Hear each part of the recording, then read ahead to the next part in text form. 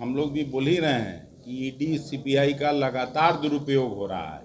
कल ही हुआ, कोई ऐसी पार्टी नहीं विपक्ष की है या कोई ऐसा नेता जो सदन में भी बोलना चाहता है, उसका आवाज़ आज संजय सिंह जेल में है।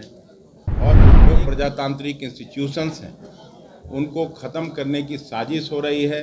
जिस तरह से विश्वविद्यालयों में आरएसएस के द्वारा वाइस चांसलर नियुक्त किए जा रहे हैं, ये किससे छिपा है? नीतीश जी में सारी योग्यता है, इस बात को आप लोग क्यों ये सवाल खड़ा किया जाता है, मुझे समझ में नहीं आता। हम लोग आपस में बातचीत करके, कोई मसला ऐसा नहीं है जिसको हम लोग नहीं सुलझा लेंगे। नमस्कार, आप देख रहे हैं एक न्यूज़ 24 और मैं हूं स्वाति आपके साथ।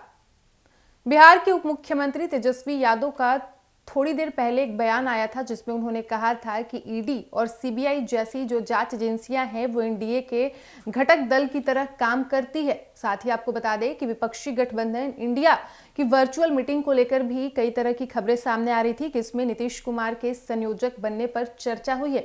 वहीं इन तमाम सवालों को जब बिहार कांग्रेस के प्रदेश अध्यक्ष अखिलेश प्रसाद सिंह से किया गया तो उन्होंने इस पर क्या कुछ कहा है, आप इस रिपोर्ट में सुनिए।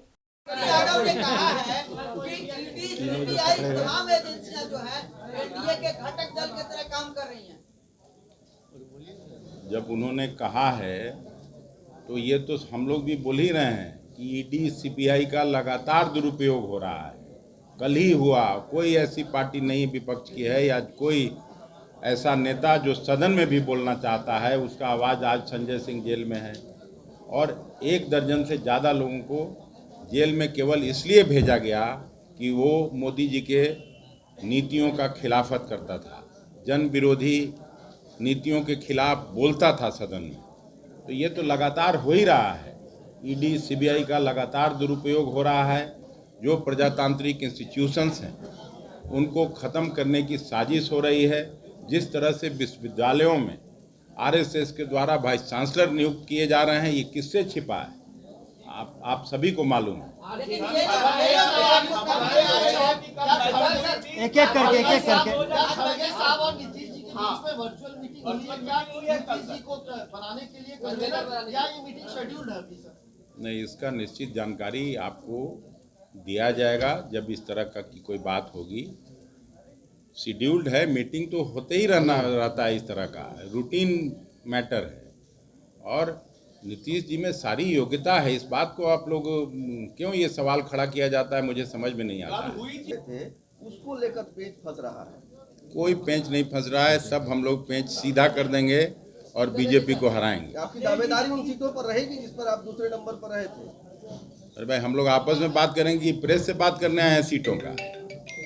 हम लोग आपस में बातचीत करके, कोई मसला ऐसा नहीं है जिसको हम लोग नहीं सुलझा लेंगे।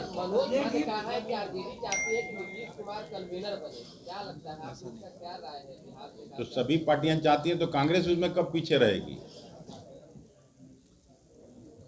नीतीश जी ने शुरू किया था ये काम, ये बात तो सब लोग जानते हैं। और नीतीश जी की परिपक्वता के बारे में, नीतीश जी की पॉलिटिकल समझ के बारे में कौन सवाल खड़ा कर सकता है?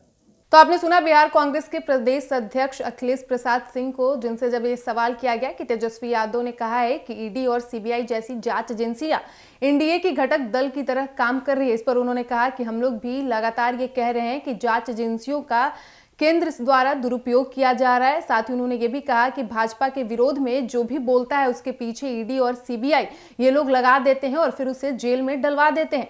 वहीं जब विपक्षी गठबंधन इंडिया की वर्चुअल मीटिंग को लेकर उनसे सवाल किया गया कि ये वर्चुअल मीटिंग हो चुकी है या फिर होने वाली है, इस पर अखिलेश प्रसाद सिंह ने कहा कि फिलहाल मुझे ऐसी कोई जानकारी नहीं मिली है, अगर मिलती है तो आपके साथ जरूर साझा करेंगे।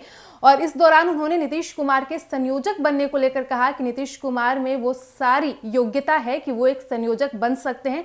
ऐसी जो खबरें आ रही है वो सरासर गलत है। फिलहाल इस वक्त की खबर में इतना ही। वीडियो पसंद आया हो तो वीडियो को लाइक करें, शेयर करें, साथ ही हमारे YouTube चैनल एक न्यूज़ 24 को सब्सक्राइब कर लें। यदि आप हमें फेसबुक पर देख पा रहे हैं तो हमारे फेसबुक पेज को भी फॉलो करें और ऐसे ही तमाम खबरों के लिए बने रहिए हमारे साथ। धन्यवाद।